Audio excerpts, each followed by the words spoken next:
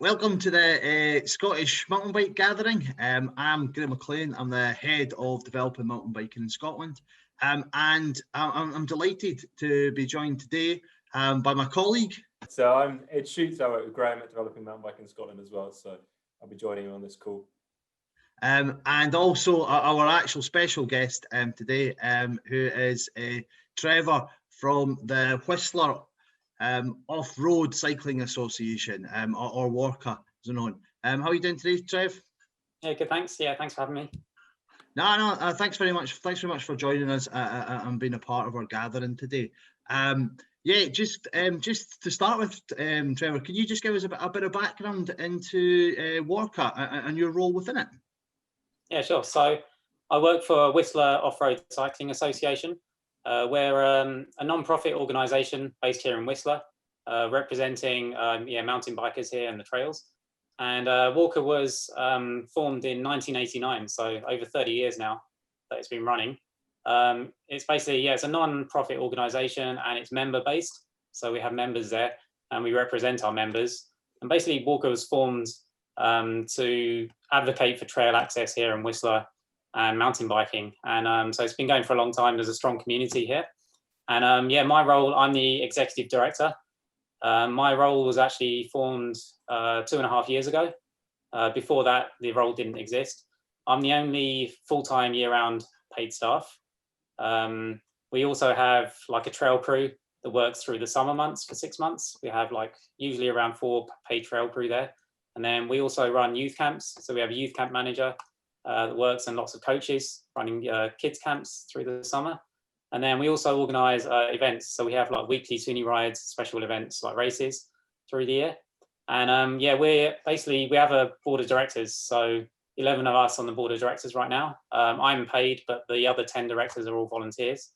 And then, organization basis, uses a lot of volunteer work as well. So there's some paid staff now, and that's kind of been developed. But traditionally, and in the past, it just started as completely volunteer based for everything.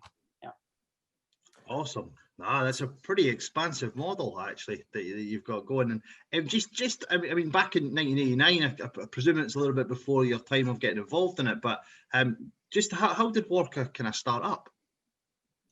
Yeah, so basically it started, like Whistler's known as a ski and snowboard destination.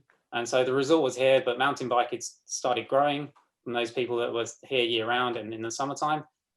People were building trails, trying to access trails, especially up into the Alpine on the mountain here.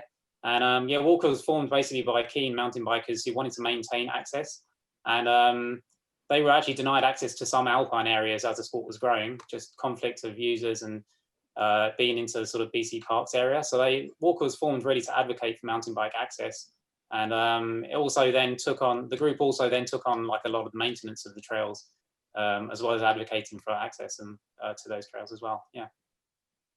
Cool. I was wondering, with the trail network, how involved are you in do you generally plan quite a way out in if new trails are going to be built, or do you kind of retrospectively adopt trails? How does it work around kind of adding new trails through the organization? Yeah, so it's pretty interesting here. So most of the trail network and is based on trails that are unsanctioned. So there was no approvals for trails back in the day. We've got a huge network that, there was nothing formally approved. Everything's kind of been adopted. But then over the years, things have had to be gone through different sort of versions, and sort of there's definitely a lot more going on now. So we, as WORCA, as an official group, we have to have trail approvals for new trails, and it can take several years for a new trail to come to light, actually. So we have our trails and planning directors who work on sort of long-term plans. We have a trails committee as well, mostly formed of like volunteer trail builders. And so they get together, there's lots of talks all the time, and with our board of directors about the direction we're going in and long-term plans. And so we have put in trail applications for new trails to get approved. And like some of the recent ones, the last one we did took actually 3 years to get approval. We've had some that have gone through a lot quicker within a year. But there has to be a lot more planning going on and like consultation with a lot of different stakeholders to get anything to happen. Cool. And who's the people that sort of sign off the planning for that as well? What's the sort of process that you need to go through for those trails? Yeah, so most of our trails here are on Crown lands, so we have to go through the province of British Columbia. And it's the organisation, the part that we go through is Recreational Sites and Trails, BC. So we need to get approval from them, the Section 57 approval. And so, yeah, we need to put everything together for that. So initially it's kind of just working out where we want the trails to go. We've then got to go through various different groups, go through our trails committee. There's a trails planning working group, which involves a lot of stakeholders here. So the local municipal government, there's environmental groups, there's other trail user groups like trails bikers, hikers, and that sort of thing. So everything has to kind of go through those groups first to get some consultation going. Sometimes we need to go further out into the public community as well and ask for support. And then, yeah, it gets submitted as like all the mapping, all the details and letters of support and all that sort of stuff. Goes to the province, and then we have to wait on them basically to approve, and they're kind of really underfunded as well. So they've got lots of trail approvals, and sometimes that's just why it takes a lot of time as well. Do you, with the process being quite time consuming, do you have a lot of problems with road building, people kind of just going out there doing it themselves still, or is that something that you've kind of limited through your organization? Yeah, it definitely still happens a lot. Yeah. I put a message out this summer because there was definitely a lot of road building going on, and we just wanted to make sure people understand that it's illegal to build trails on Crown land. There's definitely a lot going on. We try and mitigate that by just kind of through our network of knowing who trail builders are. Our subcommittee, our trails committee, keeps in touch with a lot of people, just trying to make sure that yeah, trails don't get built in the wrong areas. But yeah, it's a tough one, especially with lots of new people constantly coming into the town here. We just need to keep getting the messaging out about that. And one way we kind of get around that and hopefully avoid issues is by running our own trail days and trail nights and encouraging people to come along, as we give them an outlet and a way to actually build trails that are fully sanctioned and approved with the guidance of actual, yeah, experienced trail builders here. Do you have a kind of master plan of your kind of where you want trails to go and where it's working, and then you're just looking to put permissions in and slot them in? And is that how it works? Yeah, roughly. Yeah, we've got a rough master plan. We need to update it again right now. The last one was, about 5 years ago, I think. So yeah, that's going to continuously get updated. And then, yeah, it gets adapted as well according to how things like different developments come up in the town and different sort of, yeah, it's developing quite a lot. So things change. I was just going to say, just quickly, just to recap, going over, how many actual paid staff are there in the organisation? So during the summer months, like when we're running full everything like camps and trail crew, it's roughly 25 people maximum. But yeah, for most of the year, like I'm the only year round, so through the winter months, it would just be me as paid staff. Our trail crew actually just finished last week. So yeah, they're usually around 4 full time, but they can be between 4 and 8 people paid. That looking at getting funding into that, or what's the kind of, how does the mix of that work? Yeah, so the funding's a tricky one. So like my role started 2.5 years ago, and really my job came up and there was only enough money there for like 6 months for my job.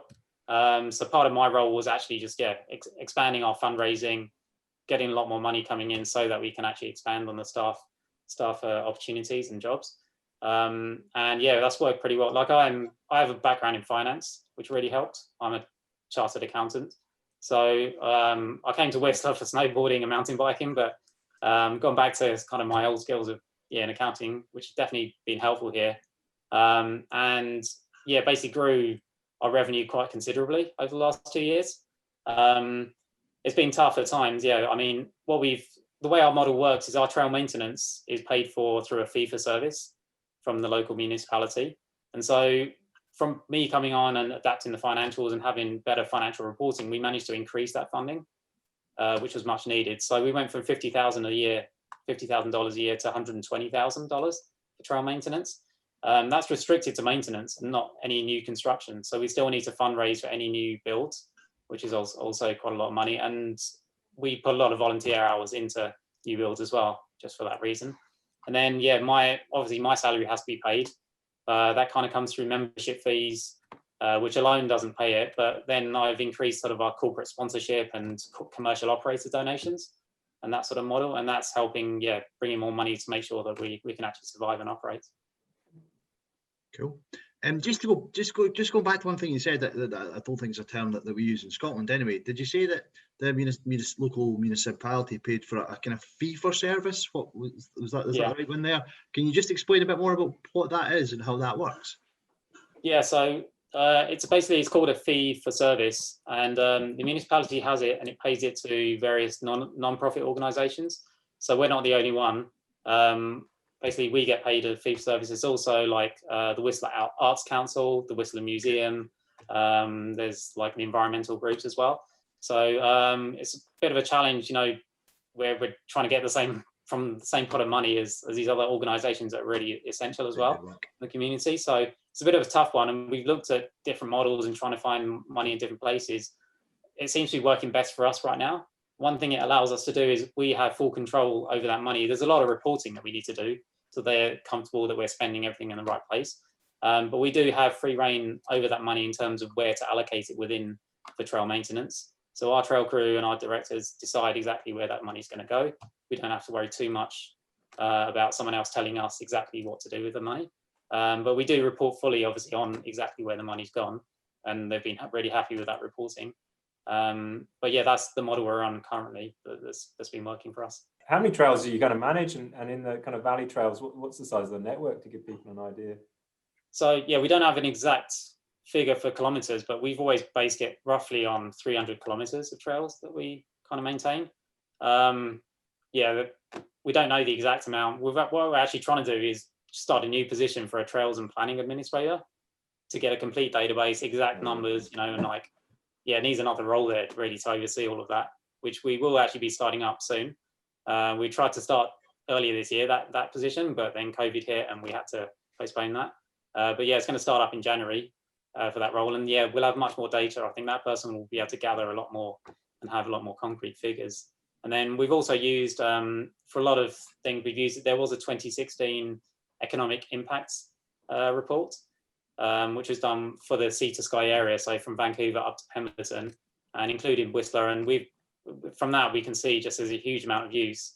And that was part of our kind of argument for increasing our fee for service funding, was just those numbers. And that was back in 2016. And we know that the numbers have increased every year since then. So yeah, that's been partly how we've worked our numbers. Have you seen an impact of kind of COVID on your trails?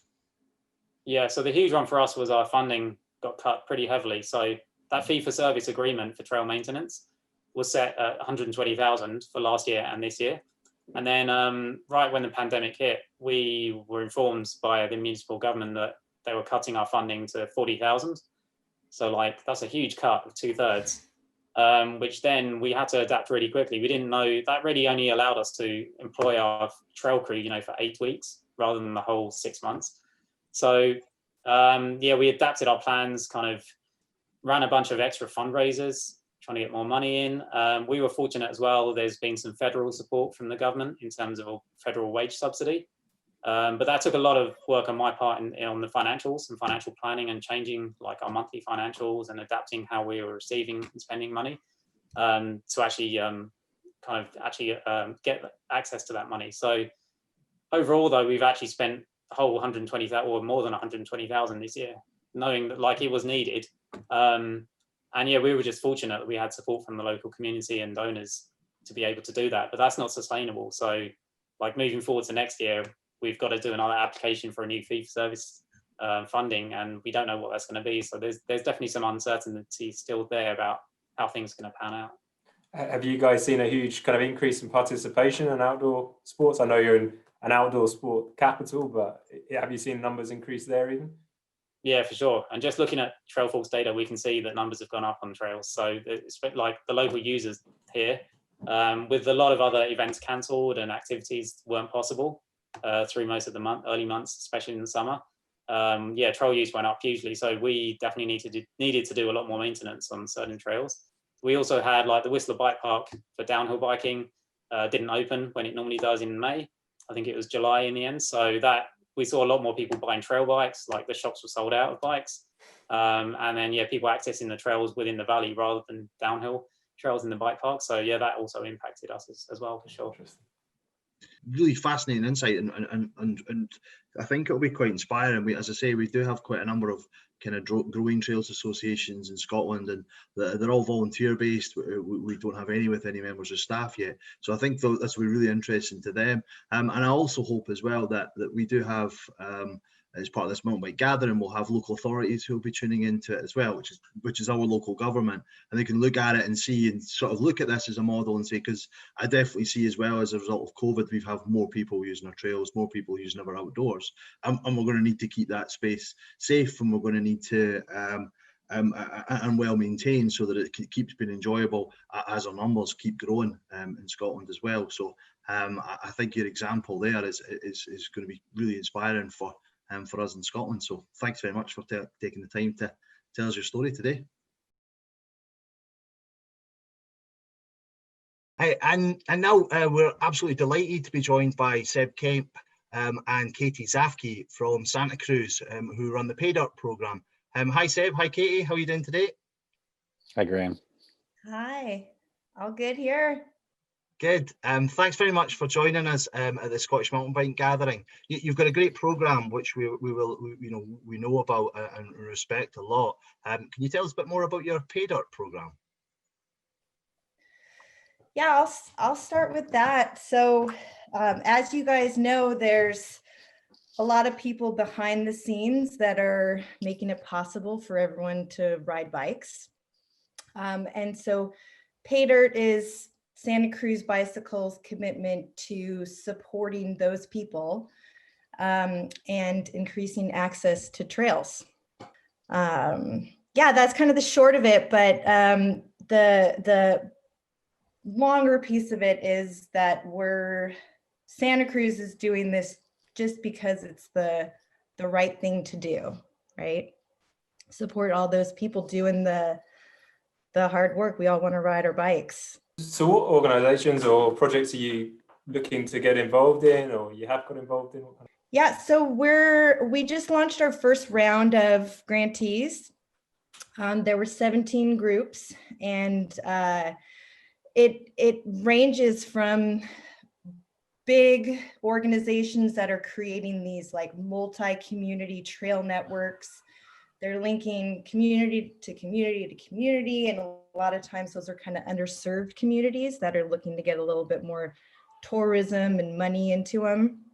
So it ranges from that to some organizations were creating kind of more of like an iconic trail for one particular trail network, to supporting some educational programs that are more geared towards helping out underserved groups and minorities, to, just sometimes helping all the boring stuff too behind the scenes of like paperwork and meetings and reports and all that stuff. Like it really runs the spectrum, and even in terms of the organizations we're supporting, it runs the spectrum of sometimes it's a bigger chunk of money and we have a commitment year to year, and sometimes it's a little bit of seed money to a smaller group that's just kind of starting out. What kind of like the groups you're working with as well? Is there a certain set of values that those groups have that you like to embrace and do, and how should they be kind of setting themselves up? Well, I mean, I'll start. I'm sure Seb has a lot to add to this, but one of the big things that's for Santa Cruz, it's always kind of been in our DNA at Santa Cruz Bikes is we say it's using bikes as a force for good. And so when we're looking at organizations that are applying to Pay Dirt, and when we're looking at their projects, we're looking to see if they share that same value. And so in terms of that, we're looking at, does that project, how does it benefit their community? How does it benefit riders in general? And then how does it also benefit the cycling industry? But I'm sure Seb has a little more info on that too. Yeah, I mean, like I said, we've been around for 27 years, and we've got really close ties with communities and organizations kind of near to us geographically. And we've built those relationships over a really long time and feel very comfortable with those groups and the vision they've gone. And in some ways, our kind of paths have been parallel. Local to us, we have quite a lot of issues with trail. When I say local to us, I mean in Santa Cruz, California, there's a lot of questions about access to land there as well. There's a lot of issues there. They've been going on for a long time. So we support organizations like Mountain Bikers of Santa Cruz that have been trying to advocate for additional access in those areas. And some of those people, they're the people that we go and we ride with at the weekend or go for a beer, or have some of them are even ex-employees. So there's a lot of tie-ins. When we started PayDirt, and when we thought about starting PayDirt like 2 years ago, we realized that we had an effect on our local area, geographically speaking, but we wanted to expand that to the world, because mountain biking is a global sport now. It's suddenly quite a lot more mainstream than I think even mountain bikers realized it happened. And there's a lot of great people doing great work out there, and we wanted to be able to connect with more of those groups and support them to do the work they're doing. So PayDirt was a way of not just writing checks, but really kind of having some exposure to a wider group of people that we wanted to develop some really long-term relationships with to support their vision. And so, you know, we can all follow the same path. Kind of balance, because, you know, the industry and the media want these images of riders doing crazy stuff. And then you've got the kind of, as you said yourself, the boring side of advocacy and getting the trails there and all the paperwork, which yourself and Graham know all about. How do you kind of balance those two images of kind of what you're doing? I don't think they're necessarily contradictory. You know, I think to some degree, mountain bikers in general would be better served if they understood a lot of the hard work that went on in the background, and recognize that without that hard work, they wouldn't be able to do the fun, jazzy, exciting stuff. So yeah, so PayDirt is an opportunity for us to kind of highlight some of those people and some of those exercises, initiatives, those programs as well. And I hope just kind of building a generation of more responsible mountain bikers. I think, you know, the influx of new mountain bikers has been faster than the education of those new bikers. So. Yeah, and to add to that, with on the advocacy side of things, Santa Cruz has been doing advocacy for a long time, as Seb was saying. And even though now it is a little more official with PayDirt, whenever we went to a place to, like you said, do a photo shoot or have a rider, you know, doing all kinds of tricks down these trails and stuff, we always try to give back to that community and that trail network in some way. And so whether it is writing the check to the local organization or getting people out there to help with building the trails before and working on them after, we always try to leave something, and we always try to build upon that relationship. I think Seb mentioned that before too, is that we don't just come in, ruin their trail, and then leave and say, look at that cool video. You know, like we're going to be back there for something else, whether it's a dealer camper, a press camper, more riding, or just our group going for fun. Do you think that, like, can you give us a couple of examples of projects, maybe one big one small one, that you think are like, yeah, they're doing a really good job of that, and then maybe explain a bit of why you think they're doing a really good job? I'll kick off with that. It's an easy one because it's sort of it's a group very close to our heart. We've had a long relationship with them, and we kind of like blow their trumpet whenever we get a chance to. But the Sierra Buttes Trail Stewardship is, to me, one of the leading advocacy organizations certainly in North America, and I think they have a lot to teach the world as well. They started off kind of renegade in a sense that it was just trying to do trail maintenance, the physical work of just keeping trails functioning. But soon they realized that they had a much greater responsibility. It was actually to service the needs of the community around them, whether that's economically by driving more tourism, like of the right sort, to that area, and to do that in a way that was sympathetic to the needs of the local community as well. And now they really, to me, like their grand vision that they have, not just in some of their projects, but how they have to interact with the community of mountain bikers, the community they live in, but also into the world around them. The environment is really, really impressive. How they deal with local bureaucracies as well. Actually, I say local at all levels, up to federal level, is really, really impressive. So yeah. And the writing is absolutely incredible. Endless. And yeah. Nice. Yep, that's a good one. The other one, Ridgeline, is a group we're supporting. They're based out of the Tuscany area, and they're doing kind of a similar thing to Sierra Butte's Trail Stewardship in terms of really like working with the government and working with the little communities around this mountain region to kind of bring it all together. And they've been working hard on their own, just deciding they wanted to build these trails there, and they kind of slowly just got ingrained in the community, got local trail builders. They met someone at Santa Cruz who was like, oh, it's kind of cool what you guys are doing. They put in a bunch of hard work and relationship building before we said, okay, now we'll give you a little bit of money to support that. One thing I was thinking about there, and it's probably in your previous answer as well, was just around that response from Santa Cruz and that industry response and that responsibility message that I think is fantastic to hear from the industry and doing it. And I'm just wondering, we had Fanny Kopp from Specialized cover last year, and you guys doing it this year. Do you think this could be the start of a real kind of groundswell of more industry partners getting more involved in trail advocacy into the future? We really hope so. Like, we want to be a leader in mountain biking in so many different ways, and we hope that if we can lead other companies to do a similar thing, or even, you know, approach things in a different way, but recognize that trail access, the making sure that the right people are supported throughout mountain biking, it's better for us all. Yeah. We really appreciate what Fanny is doing over at Soil Searching.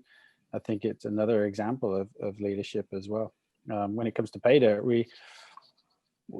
this is a Santa Cruz initiative, but you know, maybe the dream is one day that it kind of spins up into something else, and it's an industry-wide initiative that all the industry kind of support into. It's a pot that they all pour into, and yeah, we'll see. It always comes back to, without trails, you don't have mountain biking, eh? Yes. Yeah, and one thing our CEO, Joe Graney, has publicly said is one of the reasons to go public with pay dirt is either to inspire or to shame other companies into doing the same. You know, one or the other, like, we'll take either. Yeah, I absolute hats off to it as well, and I think we need it. Like the whole system of mountain biking that relies on trails, it relies on volunteers, it relies on local government, national government getting behind it. And certainly we hope to play our part by hosting sessions like this, bringing good industry practice to the fore, like you guys are doing, trying to get our local groups to be inspired by this as well. And I think it's good for our local government and our forest services to know that the industry is likely and is getting behind things, and we'll hopefully do more of it in the future. And we really hope that the Scottish Mountain Bike Gathering can bring this together, and that we can get Scottish guys really buzzing about their trails, about what can happen. I'm trying to figure out we get the right solution so that we can keep this sport, which is undoubtedly going to grow in the next few years. Yeah, it's going to grow in the next few years, and particularly with COVID coming in. So thank you very much for your time today. I think that's... No, I mean, just I think what you were just closing with there, the understanding that it's actually like an ecosystem, that it's all these layers of user and governance and industry have to play a part together, I think is really important. And I think mountain bikers, we love to just rip up and take some turns and get dirt in our face and get muddy, but it wouldn't be a bad thing if we took a look around sometime and not just think about how that trail was made, but actually really what were the conditions that allowed a trail to be formed there in the first place. So yeah.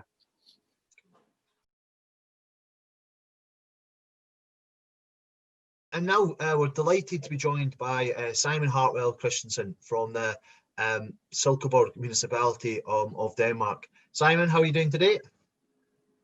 Very well, thank you.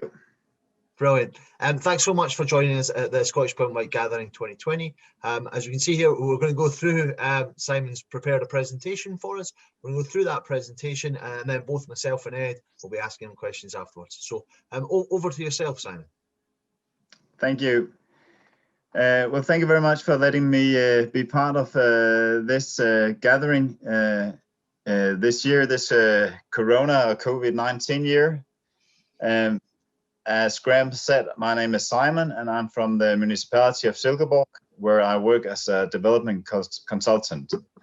Part of my job is to develop and support trail building in our municipality.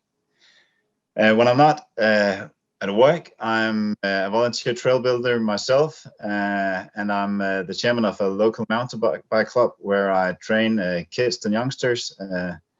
Really enjoy riding my bike myself as well. Some important milestones in our work with mountain bike trails. It's almost 10 years ago that we started building trails, and back in 2010, what we did then, or the trail builders did then, was basically just having a partnership with the local forestry commission. They got a piece of forest and they drew a line through the forest and started biking. There wasn't much real trail building involved at that point in time. And that actually took about 5 years before people started looking at trail building more seriously again.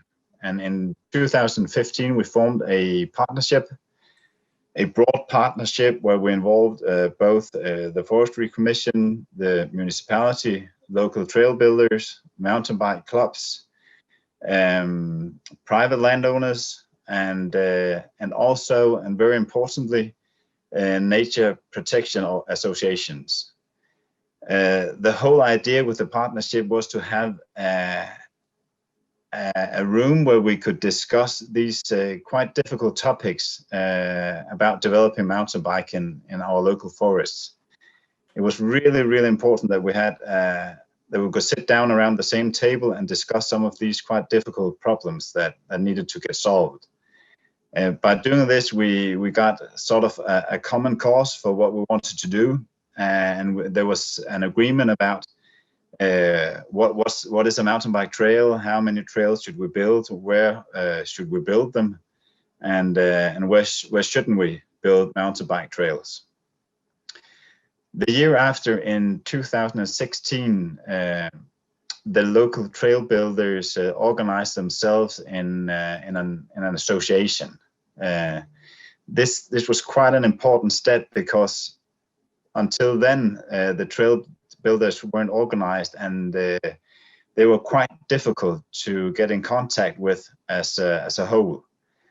But in 2016, some really good trail builders organized themselves, and they really this is really where the trail building part 2 kind of started. So the volunteer trail builders got organized, and they started building new trails, and they started maintaining some of the first trails that we started building in 2010. And 2016 is really important because we start building trails, but even more important because this is where the trail builders got organized, and they could start talking to the municipality as a one group, and they could start a dialogue with the politicians as well. So this is really important, and they did a tremendous amount of work and put in a lot of hours in developing the trail networks. And this was it was a new story. It was a new kind of a volunteer commitment into a user group's own facilities. And that was really inspiring for our politicians. In 2017, Silkeborg municipalities proclaims themselves as outdoor capital of Denmark. An important milestone because in 2017, outdoor really becomes a central and really important part of the political agenda in the municipality. By doing this, it got a lot easier for both volunteers as well as myself as employed in the municipality to work with outdoor facilities and developing specifically mountain bike trails. So in 2018, we got funding for further developing the mountain bike trails. We got, so far I think we've got about 600,000 euros to develop mountain bike trails as well as the bike park. So it was really important to get the funding because the ambition of building a larger trail network is really difficult to lift for volunteers alone. So we had to get some funding to hire professional trail builders, and we had to get some funding so we could continue supporting the volunteer trail builders as well. 2019, opening of the bike park, a really big thing for us. This is where we took trail building and mountain bike facilities to a new level. Bigger jumps, bigger trails, and trails that was, you know, had a significant impact in nature as well. Until 2019, we've been building quite small, but now we got to a point where we had the support, so we can build bigger things. Next year we'll be opening our new trail center. Really looking forward to that, and that will be a big milestone as well. Some key points really to highlight here is that our work with developing mountain biking in the municipality of Silkeborg and the Lake District as a whole requires a broad partnership. As I said earlier, it's really important for us that we got the broad partnership where everybody could get together and really have a common agenda about building these mountain bike trails. The second key point, organizing the volunteer trail builders in their own organization was essential to kickstart the whole project. It was essential to tell the good story and get the attention of the politicians, and then to secure public funding for further trail building. Making outdoor facilities and activities part of the strategy was really important. It's much easier for both volunteer trail builders as well as us hired by the municipalities working with it to support the trail building when it's a strategic priority in the municipality. When it's part of the strategy in the municipality, you get the degree of freedom that you need to support and build trails. Professional trail building, really important, not in the beginning of the project, but really important when the project starts growing.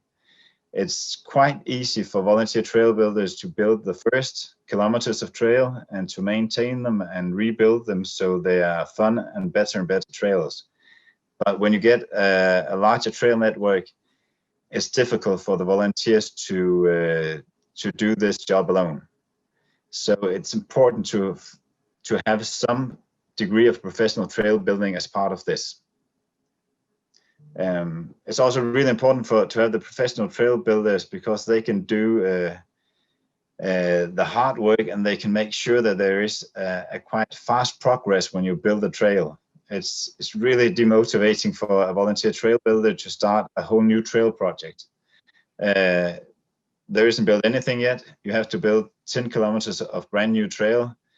If you have to do that as a volunteer group alone, you won't be finished until in 5 or 10 years. But if you have a professional crew of trail builders, they can really help you get going, and you can see an end to the project. And the volunteers can build all the fun parts of the trail. As the last key point from me, mountain bike trails are not yet politically considered a recreational sports facility. That means that we have to find funding elsewhere. We've got some public funding, but it's at the moment we can't get the same funding for maintenance as you can get to other sports facilities. This is quite a high priority for us in the municipality. The question is basically, why should you give public funding to maintain a football field and not public funding to maintain a mountain bike trail? Yeah, it is getting better, and we do get public funding, but these different kind of recreational facilities are not completely aligned yet. So we have to work on that. And then lastly, partnerships are still very necessary to secure support and funding for mountain biking and mountain bike trails. That's all for me. Thank you very much. My thoughts were, you were talking about the need to have professional trail builders coming in. Is that something to do with your kind of ground conditions as well? Do you have quite good ground to work on, or are you having to import a lot of material using machines? Is that something that kind of has an impact on the split between volunteers and professional building? No, I don't think so, actually. It's more that as a volunteer trail builder, some projects can get really big. If you start building a whole new trail and you have to build 5 or 10 kilometers of trail, it's really hard to see an end to it. So what we do is we have the professional trail builders go in and do most of the initial and a bit time-consuming work. And if we have to import a lot of materials, the professional trail builders will help do that as well. So what's sort of left is doing all the fun parts, building features on the trails, help decide where to build the trail and how to further develop it. And what we try and do is that we have the volunteer trail builders, especially if we build new trails in part of the municipality where they haven't got a lot of experience building trails. The volunteer trail builders will participate in building the trails alongside the professional trail builders, so they get some sort of basic education on how to build trails. And then later on, they will do most of the maintenance. But I think we're trying to be really realistic about it, because it's a huge job to maintain the trails. And if we expect the volunteer trail builders to do it alone, it's just too big of a job. So we have to support them a lot, so they will keep on thinking it's fun to build trails. Yeah. And you also mentioned as well that that COVID-19 has accelerated usage on the trails. We've seen that as well in Scotland, and has accelerated the need to maintain the trails more. But it still isn't completely recognised. But it does seem like it is recognised quite well in Denmark. Do you see political support for that kind of protection of the outdoors, protection of the trails and maintaining them? And do you think that will lead to better investment into maintaining trails? I think we've been really fortunate in our municipalities to get quite a lot of public funding for the trail network as well as the bike park. So where we are at the moment is that I think we've got the funding that we can expect at the moment. If we look at it a bit broader in Denmark, it's quite clearly that maybe we've been first movers, but other municipalities are right behind us. And I see quite a lot of public funding being given in other municipalities at the moment. Interesting. In terms of securing funding and the kind of rationale for that, it seems to be mostly based around kind of resident rather than tourism market. You know, you're encouraging residents to get out, stay healthy, rather than saying you're attracting tourists in. Is that fair to say?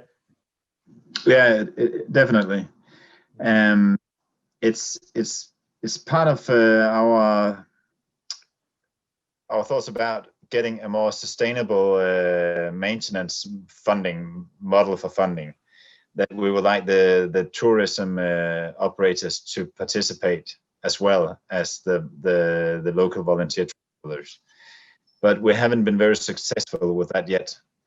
What we would like to do is try and develop some partnerships with the tourism operators in the municipality. Maybe they can be part of mountain biking events, or maybe we can host events for their company specific, and then they will pay some sort of a fee to the back to the trails. Mm-hmm. We can definitely, we see it more and more that some of the hotels and some of the camping sites, they use the mountain bike trails to attract customers. So obviously we've got an ambition that they should help fund it as well. Okay, great.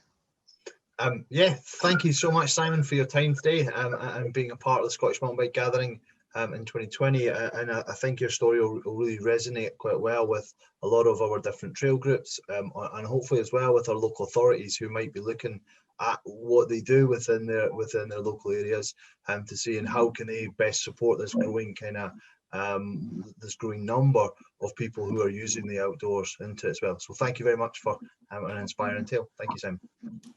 You're welcome.